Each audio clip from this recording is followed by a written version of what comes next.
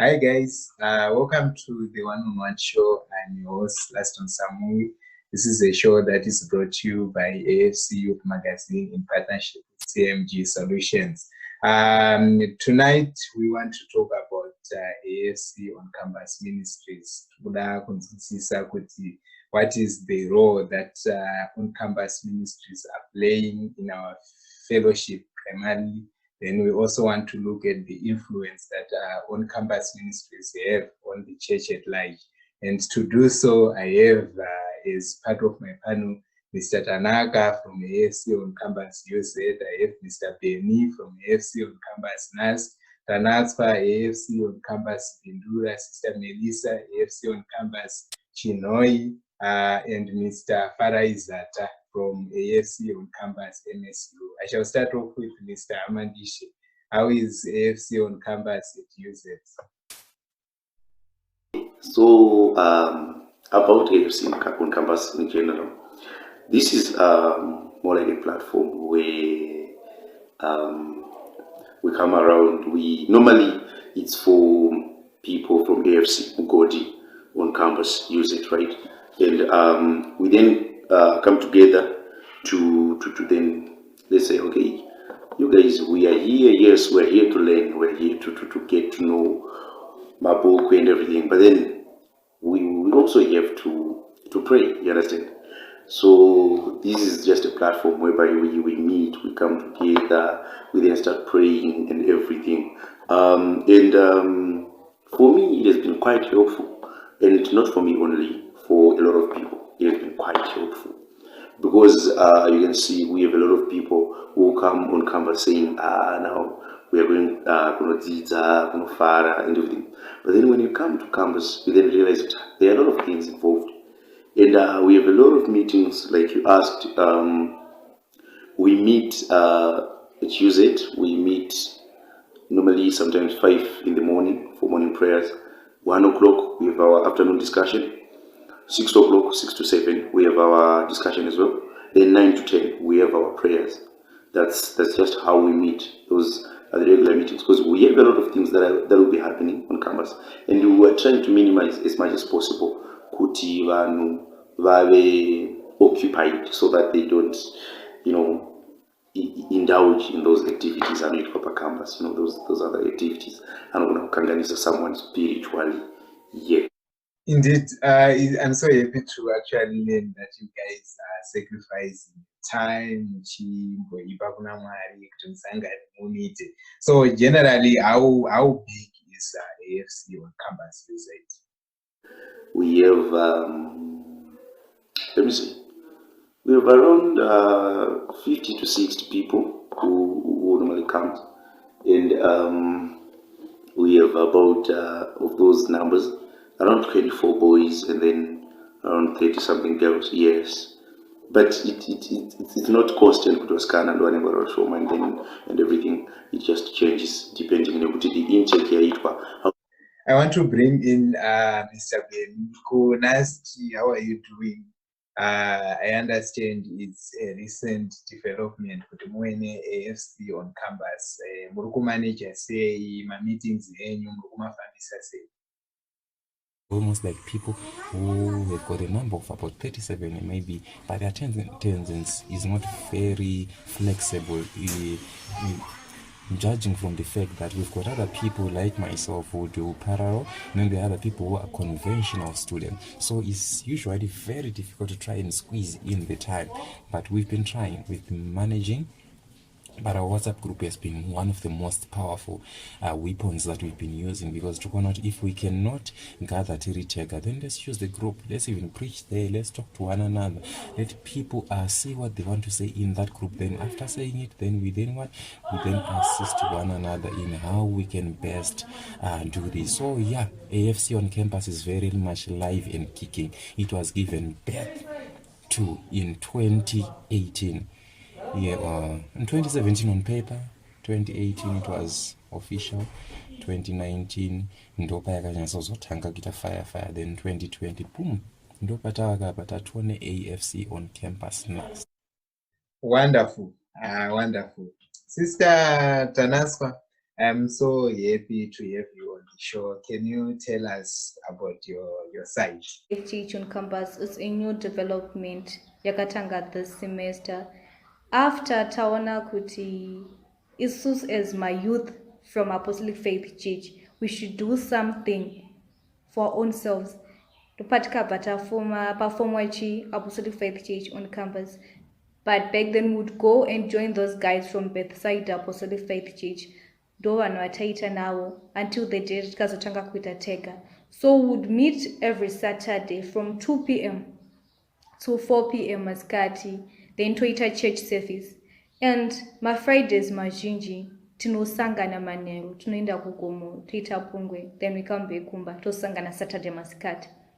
And we are facing many challenges. Sana kutanga, kuti bamwana nangati zvinozobuda here zozo, zviite chichi. So that's our major challenge. Like vana vasati vawanda, and people are still doubting kuti zvinobuda here. And also the other challenge, they're saying kuti tinonyatsosangana papi pari convenient for everyone else. Wow. It's so good to hear. Mukoma Farai. Campus at MSU is still growing. It's not big that much. Since it started a few years back, and many of its members were part-final students. So atina vanhu vakawanda as of now on campus.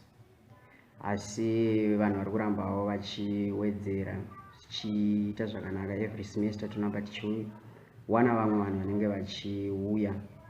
So pamafigures kuzvishava necampus tingangoti tine vanhu vanogona kusvika approximately tongoti kune vanhu vanosvika 20 mastudents ari pazvishava necampus. And then I think ko main campus ndokune vanhu vakati wandei vanogona kusvika 50. And then both ko zvishava necampus MSU and the main campus MSU, numbers evasikana they outweighs numbers evakomana. Ko zvishava there are only about 8 boys. And then same applies to main campus. Kune vakomana vashoma, there are very few. Approximately ku 20 out of 45 to 50 number my members ese aripo. But Mukoma Beni, you said you are now up and running. So kune munhu ari kuda kuzoyo ku NUST. How visible are you so that kana munhu achisvika pana NUST anetseke nekukutsvagai? Ndinoti mucomment on your visibility and also measures amakaisa in place pacampus so that vanhu vanokurumidza kukuona kurecognize kuti ava ndouye kuchechi kwedu aya, because I think zvine competition competing nemamwe denominations. How is your visibility as AFC at campus NUST? Thank you very much. So in terms of visibility, I can't really say we are that visible, but what I can tell is we are trying. What we are doing is we might not be very visible ourselves, but we are saying we can identify you.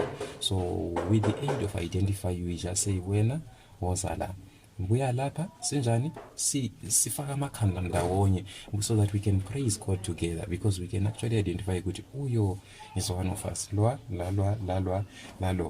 So in terms of being identified, it was somehow difficult, but in terms of us identifying others, the other thing that has been making this thing very easier for us to identify others is because basically when someone is coming, like they will be like, guys, pani munhu wekwedu ari kuuya kwamuri. Like Mashiet, one time we were talking together and he was saying, pane munhu ari kuuya ndiwe pamutare, but she's going to be there. And then I said, no problem, just give her my number. We start talking, and then we started talking. Akatouya, then the person started attending services. I took push off, let's attend these services, and that was one of those major push factors. Yes.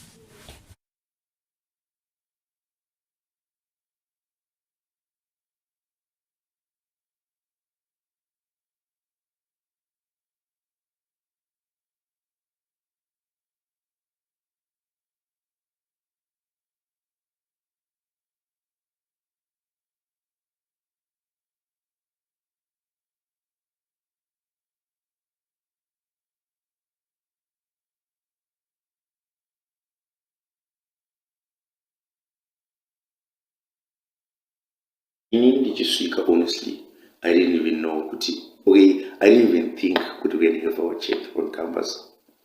That's just the truth. And I wonder they don't think that. But then what we do is also, we have took it upon us. We have my posters, we have my banner and everything. So my first is Sundays at Noita, Kanachupa campus. Do not display the banner, the church banner saying AFC on campus, and we have my posters, and we'll be trying to reach out to as many people as we know, but it is so that we make sure we get everyone. Plus the way we just have our sessions.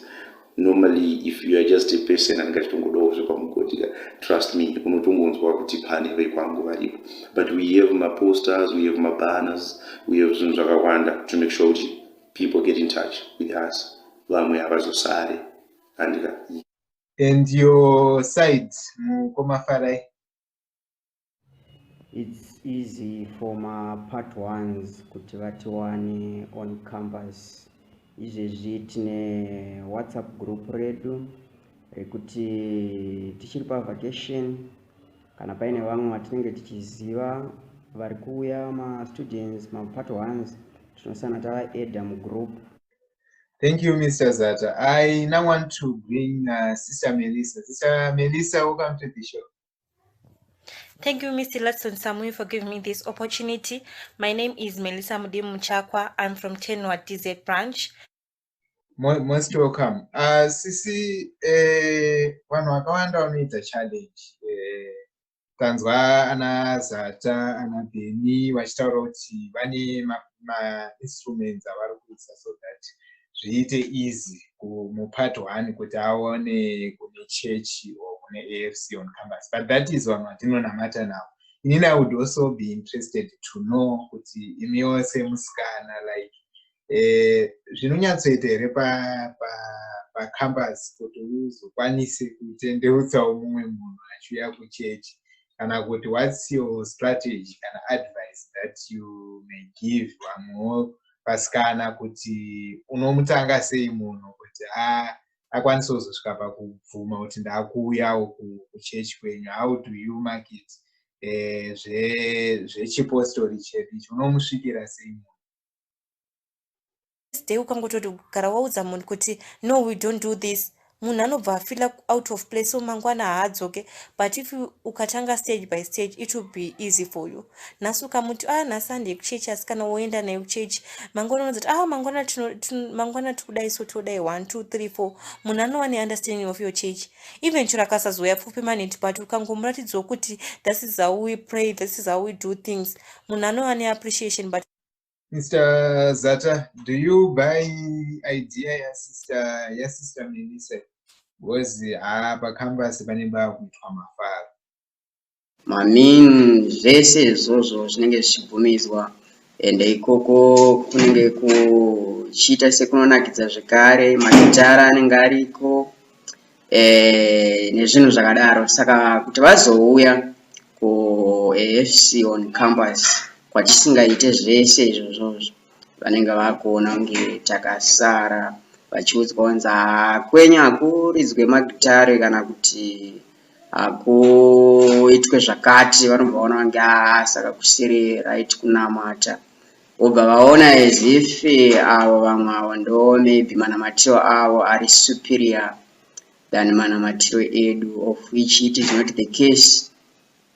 In the body of Christ tinenge tichitobata zvakanaka, tichiita kuti basa raMwari riende mberi zvakanaka. Asi Mwari vari kutiitira zvakanaka. Hama dzedu tiri kuramba tichitsiurana nadzo nekusimbisana nadzo kuti shoko raMwari rizadzwe matiri, Jesu akwaniswe nekuvakwa, tive mbeu yaKristu.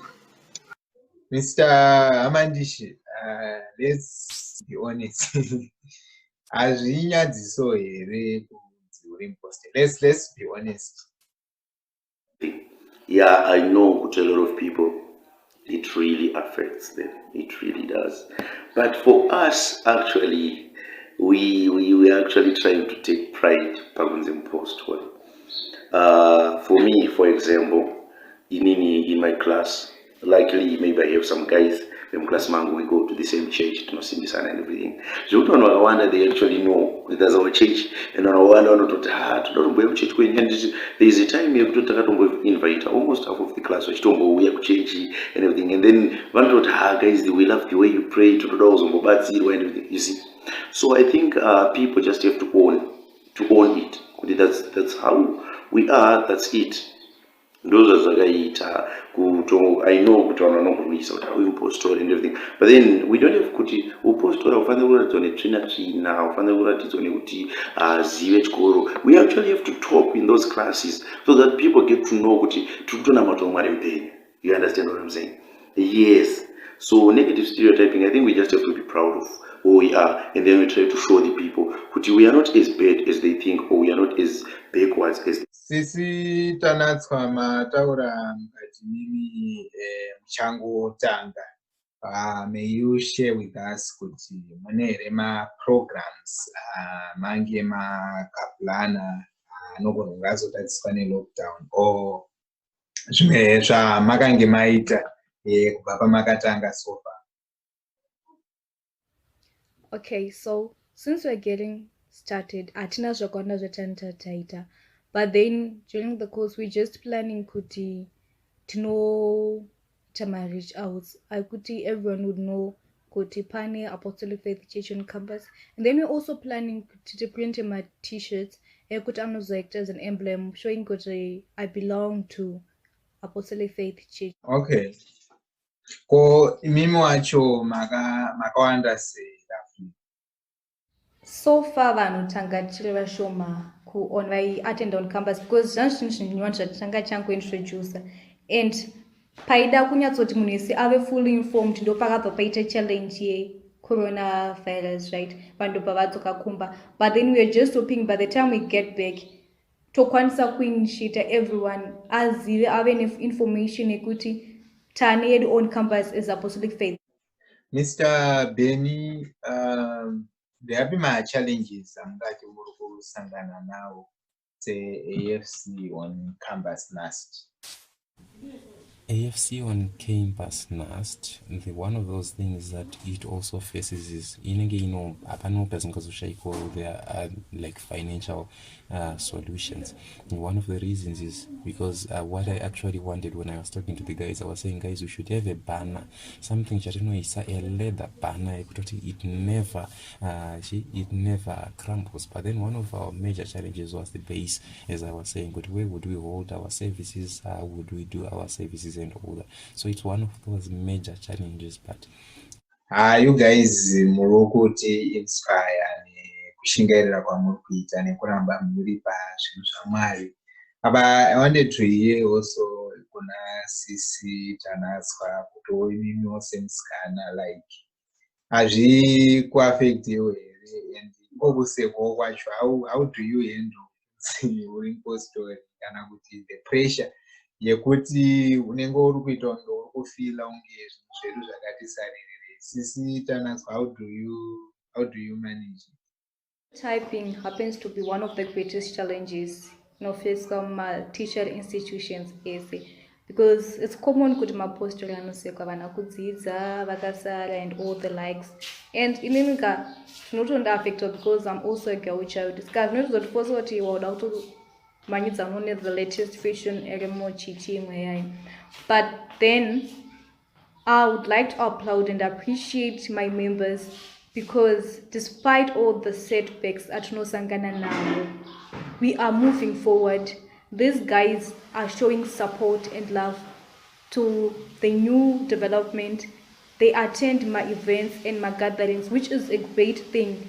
Tichitsa kuti zvinhu zvinosekesa kunzi uri mupostori, zvinhu zvinosekesa. But then I would like to applaud my members. Farai, ku MSU kune kamwe kambiri, like vanhu vanoita that labeling yekumboti maybe zvakaitwa nemunhu wani or zvinongoitwa nevashoma. Inini I was at NUST and I can tell you kuti panguva yandaiva uko NUST a lot happened. Kana iri bad behavior inongoitika kwese, chero kuzeti chero kupi zviriko. But I think vanhu vane kamwe labeling vanoita MSU ngoti apa MSU, mwana ari kuMSU. Ndeapi mashoko amunogona kukurudzira kana kune mwasikana especially vari kuda kupfuurira mberi kuti environment yacho yakamira sei? Mashoko atonzwa aya ndeechokwadi here kunzi kuMSU? If so, how are you managing you guys, especially now that matoudza kuti pane AFC on campus? At least zvinoita instill confidence muna someone anenge achida kuzouya kuMSU. Nyaya zhinji dzinobuda ikoko dzinenge dziri bad, and it's true. Vanhu vazhinji vanofunga kuti mwanasikana akaendako anokanganiswa, or even vanhu vese vari kuMSU vanhu vanofunga kuti hakuna zvine musoro zvinenge zvichiitika, vanhu vese variko they are bad, but it's not the case. Ku MSU variko vanhu vakawanda vanoda Mwari, vanonamata. Tiriko vamwe vacho, we are part of the group revanhu vanoda Mwari, vanonamata in truth and in spirit. So nyaya yeku-MSU kumunhu wese kana achienda ku-MSU kana kuti achienda any institution, anofanira kunge munhu achiziva chaari kuenda kunoita ikoko. Munhu akangoziva chaari kufambira nechaari kunoita kuti ari kudei, izvozvo zvinoita kuti munhu akwanise kuenda mberi. Even munhu akapinda muSodom, vana Loti vanga varimo muSodom, but ivo vanga vasingararame nesystem yeSodom. So inini ndinoona kuti tiri kuMSU tinowana nguva yekunamata yakakura, though paine nyaya dzakawanda dzekuti kunoitika zvakati nezvakati zviri bad, and I can't deny the fact that kune vanhu vari bad or vanoita zviri bad. I can't deny that. Chimwe chinhu chinoita kuti mbiri izonyanya kukura yekuti kunongoitwa zvinhu zviri bad chete, kuona kwangu ndinoona kuti inyaya yepopulation again. MSU as of now ndiyo ine largest population, institution in largest population muno muZimbabwe. So right now yakuricha 27,000 my students MSU, all in all 27,000. And then per 27,000 you find out kuti 5% yedu ikaita zvinhu zviri bad, by the end of the day tinenge tine 1,350 my cases are bad.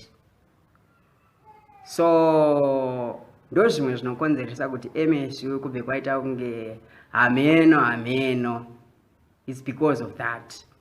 But 27,000, 5% chete ikangoita zvinhu zviri bad, tatoona macases 1300 and something macases ezvinhu zviri bad chet.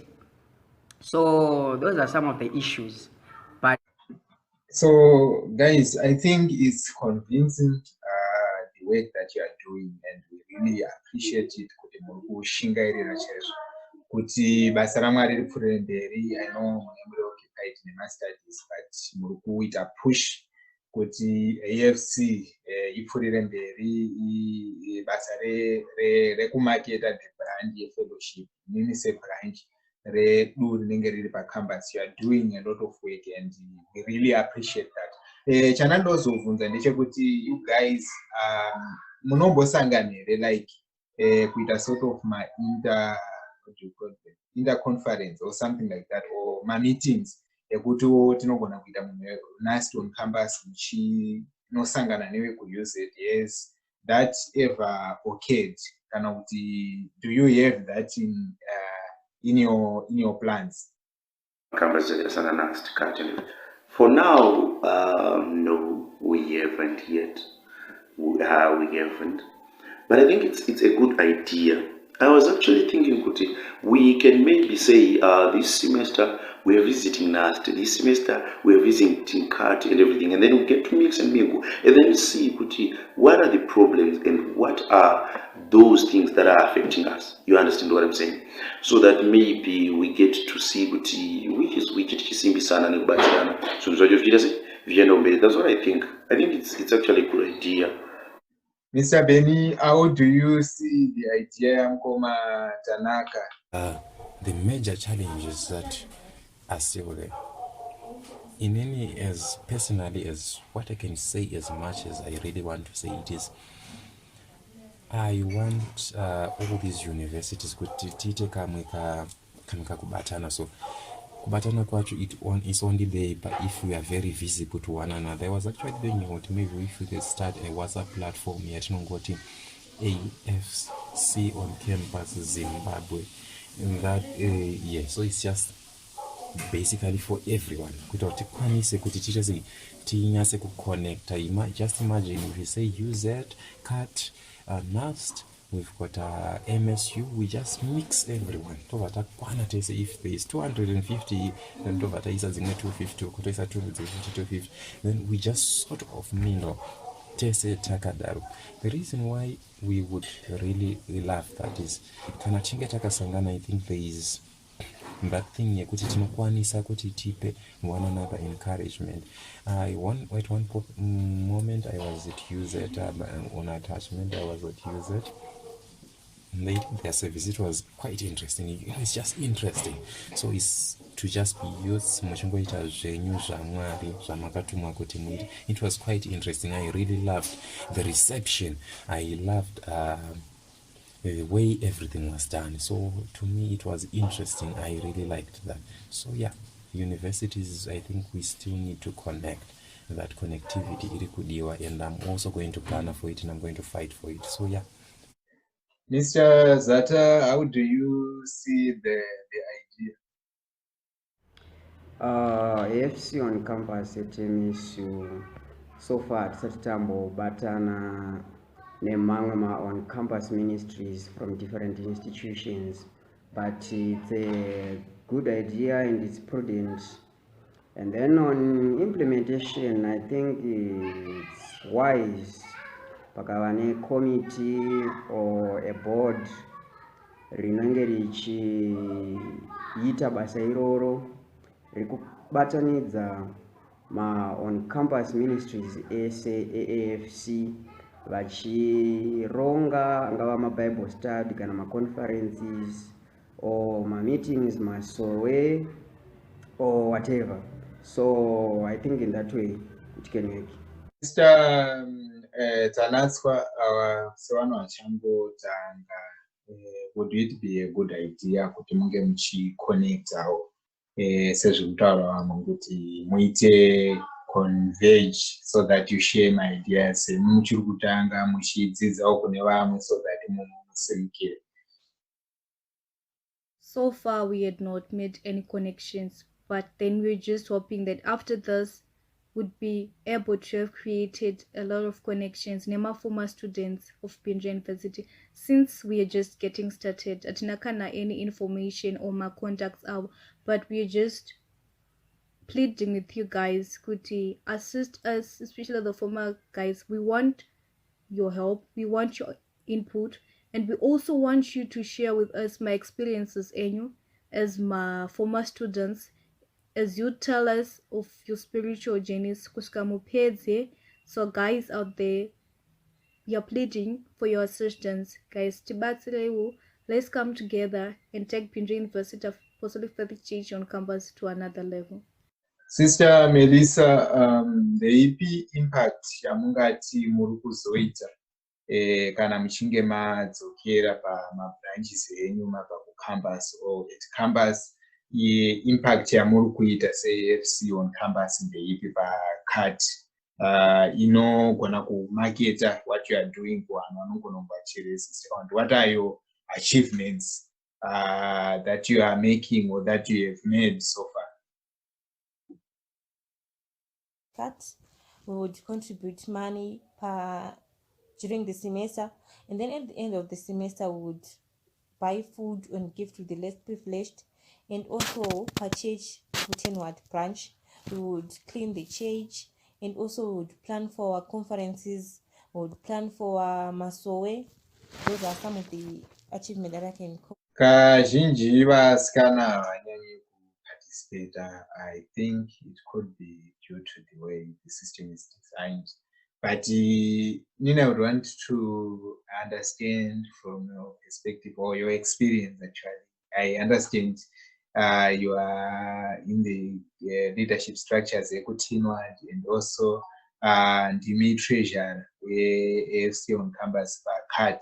So what was it like for you, my first days amakatanga kupiwa chigaro? I was not that person anoda zvekutaura stereke. So I was shy. So like, if you were not interacting with people, your life will be difficult for you. So as time goes on, I was now interacting with everyone. Even my advisors would give me like opportunity to make decisions, even to be involved in the planning, even at district level. For my workshops at district, my sowe would organize. So I was now confident, but at first it was hard. Okay, so what is it that can be done, or your suggestions anoita kuti vasikana vakurudzirwe kuparticipate muyouth? I think what can be done for girls to participate more in the youth ministry, they should be involved in the planning and in the decision making. And also girls need to be empowered. If you check kana muchechi medu chaimo, vasikana vazhinji vanofunga kuti kana vapedza form 4 and form 6, the next thing is to get married, but that's not it. Munhu anofanira kudzidza. After learning, kwete kudzidza chete, munhu haanzi achava successful just because adzidza. What do you know? Munhu, like my advisors edu ndozvandikuona kuti like they should work isusu vasikana. Munhu anenge akundikana zvekuverenga zvechikoro ane one thing chaanotogona. Some are good zvekusona, vamwe vari good nezvekatering. So our advisors, I think they should open up kuti mwana kana afoira form 4 wonyasonoti problem yekuti afoira because hazivi here kana kuti afoira because anga achitamba. Kana asingazivi, like vanofanira kutaura naye kuita mastages naye vachinyatsonzwisisa kuti chii chaanogona mo, chii chatinokwanisa kuita kuti tibatsirane naye. I think that one should be done, because vasikana vazhinji they just think kuti kana munhu apedza form 4 should get married and then have babies and then what.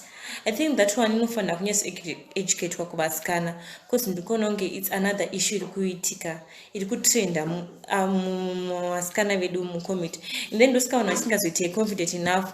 Mumwe anotya kuti ndikapinda mucommunity yedu kana ndikapinda muyouth and then ina handina mari yekuzoenda kumabig sundays, handina mari yekuzofamba tichienda kumameetings. And then munhu akava empowered anenge akuziva kuti inini ndikaseva, even chero vari kuuniversity uri kuchikoro unokwanisa kutengesa even machocolates, even kungowana une mari yako yeairtime, kuti ngoti zvinhu zvese unenge uchingoti ndiri kumbira. I think they should be empowered, uchingopiwa madecision.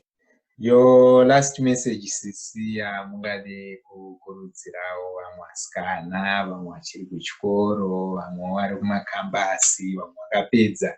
What would be your last words, Sisi Mellisa? Philippians 4 verse 13 says, I do everything God who strengthens me. I think kuti vanhu tikangotedzera zvinoda Mwari, tikangomira naMwari, hakuna chinorasiswa. And then ndakaona kuti ukasangana nema-challenges in life, ukangonamata kuna Mwari, Mwari haanyadzisi, Mwari anopindura. So I think kuti vanhu, even kungave kuchikoro, kukambasi, kungave kupi, we just have to pray hard. From what I heard from you guys, information yakanaka and inokurudzira, and I'm so happy kuti shuwa cheche riri kukura nemafigures nanumbers amati taurira kuti ndo zviri kwamuri. It shows kuti vanhu vakawanda vemuchechi vari kudzidza, firstly. Secondly, vanhu vacho vari kukeepa those principles. But another interesting point andodongonzwawo kwamuri, Ngoma Farai, maybe you can come in. But do you see vanhu vachi-apply whatever they are? I know kuti it's an academic path, those academic skills. Do you see muchechi medu vanhu vachima-apply for the benefit the church? I am confident enough and quite convinced that our youths on campus can be the future leaders in church, taking into consideration the fact that they are innovative, they are creative. Above all, they have got that great zeal on the work of the Lord. And what is your vision for AFC on campus MSU?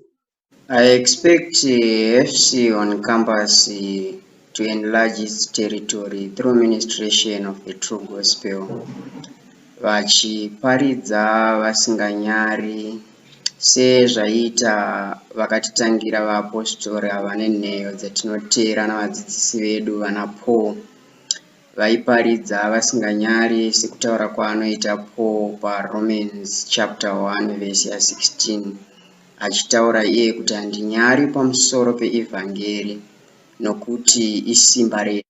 Mr. Manatse, implementation, do you see my youth by AFC on campus NUST achi-implement zvavari kudzidza or from their academic fields vachizviunzawo muchurch for the benefit church kana for the benefit youth fellowship? AFC on campus is one of the stones that we've been using kuti, so that we can see kuti, is what we are learning adding anything to the church. Because I think I'm doing journalism and media studies, what I learn probably it adds a lot, because we can do public relations for the church, we can do marketing for the church, we can do videos for the church. That is one way of taking our church out there, because we can't just say our church is there but it's only on paper and we can't replicate it out there. So I'm quite certain that our degrees, they do something to edify or to add to the church. Got guys like Orana Frank Chesheshe and Ivan Shapiro. So these are guys who are someone is doing financial engineering and the other one is doing accounting. So those ones, they are best adding something to the church because someone is doing something to do with. And your last words before we close. That I would just want to add, just to close the meeting, will be the fact that the journey that you endeavor on is never easy, but always make sure that you reach the end of the end of the road. If you set out to do your degree, go on. If you set out to do something, do it. If you set out to do a fast, fast. If you set out to do a prayer, pray. If you set out to sing, sing. But what I will tell you is, whenever you want to do something holistically, never forget that you need to do everything in holily and you need to do everything in Christ. So whatever you do, guys, I would always encourage you and urge you to read this thing. But as you read this thing, read this thing and understand it in your own way, and then ask questions. Ask, netsa. unogona kunonesa muridzi webhuku irori unogona kunonesa vamwe vanhu vari kuona unga vari kunzwisisa, but ukaona kuti uri kuverenga and hausi kutombonzwisisa, just go to someone who can chasten you in the right way, who can chasten you in Christ. Yeah, you know those things, all those things they are needed kuti tigare tiri in Christ. Thank you so much, guys.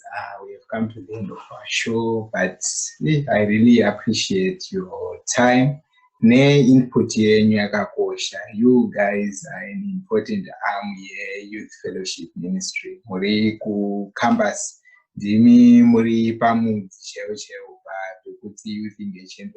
I like the way you shared your ideas, and I believe with this platform, at least, it initiate a conversation inokwanisa kuramba ichiendera mberi kuti you guys can connect moronga basa richipfuurira mberi. But I'm glad kuti takwanisa kunge tiinemi paprogram that brings us to the end